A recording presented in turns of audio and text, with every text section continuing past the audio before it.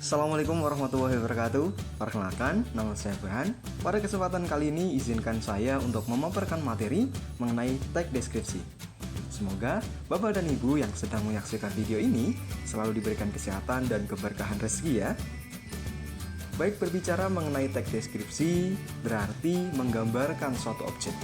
Ya, karena tag deskripsi merupakan suatu teks yang menggambarkan objek secara terperinci. Objek apa ya yang dimaksud? Objek tersebut berupa benda, orang, maupun tempat. Deskripsi orang contohnya menjelaskan tentang deskripsi kakak, kakek, ayah, ibu, maupun nenek. Untuk deskripsi benda, kita bisa menjelaskan mengenai buku, jam dinding, tas, mobil, maupun motor. Sementara kalau deskripsi tempat, apa saja ya? Tentunya boleh rumah sakit, rumah tempat tinggal, masjid, candi Borobudur, maupun pantai. Dalam hal tersebut, kita bisa mengerti mengenai ciri-ciri tag deskripsi, yaitu menggambarkan atau melukiskan suatu objek secara terperinci. Yang kedua, itu menggambarkan objek dengan sejelas-jelasnya, melibatkan kesan indera. Indera yang dimaksud kita bisa melibatkan penglihatan, pendengaran, perasa, peraba, maupun penciuman. Dan tentunya, tujuan tag deskripsi ini membuat pembaca atau pendengar seolah-olah merasakan atau mengalami sendiri. Teks deskripsi memiliki 4 struktur. Yang pertama, ada judul. Artinya, hal yang menggambarkan isi teks tersebut. Misalnya, pantai, parang, tritis. Nah, itu merupakan judulnya.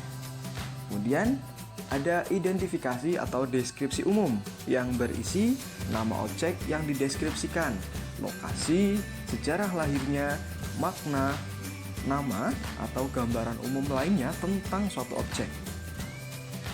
Dan yang ketiga, deskripsi bagian berisi perincian bagian objek. Dapat berisi apa yang dilihat, didengar, dan dirasakan oleh penulis itu sendiri. Yang terakhir, ada penutup atau simpulan, yaitu bagian penutup yang berisi kesan dari penulis tentang hal yang dideskripsikan. Baik, supaya lebih jelasnya kita lihat contoh berikut ini ya. Ibu inspirasiku. Ibu bernama Wulandari. Wajahnya selalu bersinar seperti rembulan. Cocok sekali dengan namanya yang berarti bulan yang bersinar. Wajah ibuku bulat dengan alis tipis. Kulit ibuku sawo matang. Ibuku tidaklah tinggi, tidak pula pendek. Rambutnya hitam bergelombang.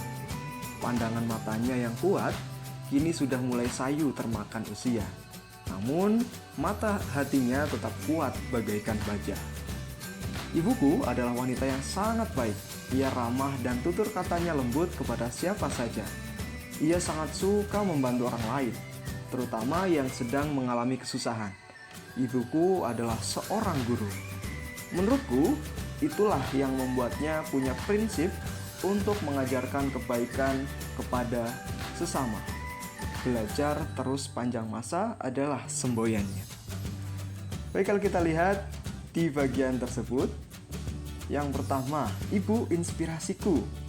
Nah, itu merupakan judulnya. Kemudian, ibuku bernama Wulandari. Wajahnya selalu bersinar seperti rembulan, cocok sekali dengan namanya yang berarti bulan bersinar. Nah, itu merupakan identifikasi atau deskripsi umum. Kenapa dibilang seperti itu? Karena menggambarkan secara umum.